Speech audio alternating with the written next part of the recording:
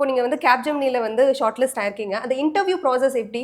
ஏன்னா ஃப்ரெஷரா இருக்கும்போது நீங்க எப்படி சீரியஸா எடுத்து கோடிங் எல்லாம் சால்வ் பண்ணீங்க? And then aptitude. ஸோ பார்த்தீங்கன்னா வந்து கேப்ஜெமினில எஸ்ஸே ரைட்டிங்ன்னு சொல்லி ஒரு இது இருக்கு. அதுல வந்து பேக் ஸ்பேஸே யூஸ் பண்ணக்கூடாதுன்னு சொல்லி நெறைய ஃப்ரெஷர்ஸ் வந்து எனக்கு டிஎம் பண்ணி கேட்டாங்க. இப்போ ஃபர்ஸ்ட் இன்டர்வியூ ரவுண்ட் அப்படின்னு பார்த்தீங்கன்னா, மொத்தம் ஃபர்ஸ்ட் ரவுண்டே ஒரு 3 விதமா நடக்கும். ஃபர்ஸ்ட் ஒன் வந்துட்டு ஆப்டிட்யூட், அதே மாரி இங்கிலீஷ் 2மே எல்லாமே multiple choice questions. So second one நீங்க சொன்ன மாரி எஸ்ஸே ரைட்டிங். அந்த எஸ்ஸே ரைட்டிங்ல பார்த்தீங்கன்னா, இப்போ எக்ஸாக்ட்டா நீங்க சொன்னதா பேக் ஸ்பேஸ் வந்துட்டு மேக்ஸிமம் அழுத்தக்கூடாது. அதே மாரி வந்துட்டு ப்ராப்பரா எவ்வளோக்கு எவ்வளோ அதிகமான வேர்ட்ஸ் முடியுமோ, முடிஞ்ச அளவுக்கு சீக்கிரமா நம்ம டைப் பண்றது. தேர்ட் ஒன் வந்துட்டு ஒரு கேமிஃபைட் ரவுண்ட். நம்ம வந்துட்டு அது ஈஸியா தான் இருக்கும். ஒரு பால் வந்துட்டு ஒரு சைடுல இருந்து இன்னொரு சைடுக்கு ஸோ ஒரு பைப் மாரி. ஸோ அதுவும் மேக்ஸிமம் எல்லாருமே ஈஸியா கிராக் பண்ணிடலாம். செகண்ட் ரவுண்ட் பார்த்தீங்க அப்படின்னா, இங்க தான் வந்துட்டு அனலிஸ்ட், சீனியர் அனலிஸ்ட், அதே மாரி A4P அப்படிங்கிற கேட்டகரி. ஸோ அனலிஸ்ட் பார்த்தீங்கன்னா 4.5 பேக்கேஜ், A4P வந்துட்டு 5.5, சீனியர் அனலிஸ்ட் 7.5 பேக்கேஜ். இப்போ இதை எப்படி செக்ரிகேட் பண்ணுவாங்க அப்படின்னா, இந்த ரவுண்ட்ல தான் இந்த இதில் மொத்தம் 2 கோடிங் கொஸ்டின்ஸ் இருக்கும். இது வந்துட்டு எலிமினேஷன் ரவுண்ட் கிடையாது.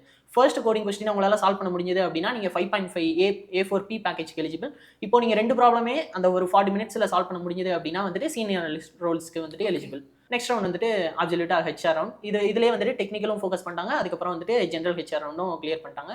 இதுல மேக்ஸிமம் ஜென்ரலா என்னோட ரெஸ்யூமே பேஸ் பண்ணி அந்த கொஸ்டின்ஸ் என்னென்ன ப்ராஜெக்ட் பண்ணியிருக்கோம், ஏன் அந்த ப்ராஜெக்ட் பண்ணியிருக்கோம், அதுக்கப்புறம் வந்துட்டு என்ன பத்தின சில கொஸ்டின்ஸ், அதுக்கப்புறம் எஸ்கியூஎல் கொரி ஒரு ப்ராப்ளம் லீட் கோட் ப்ராப்ளம் கொடுத்து அதை சால்வ் பண்ணுது. ஸோ இந்த மாதிரி எல்லாமே வந்துட்டு ஸ்மூத்தா ஈஸியா தான் இருந்தது. ஓகே கார்த்திகேயன். இப்போ நீங்க சொன்னீங்கல்ல, ரெஸ்யூம் வந்து என்னோட ரெஸ்யூம்ல என்ன குடுத்துருக்கனோ அதுதான் வந்து கேட்டாங்க. So as a ஃப்ரெஷரா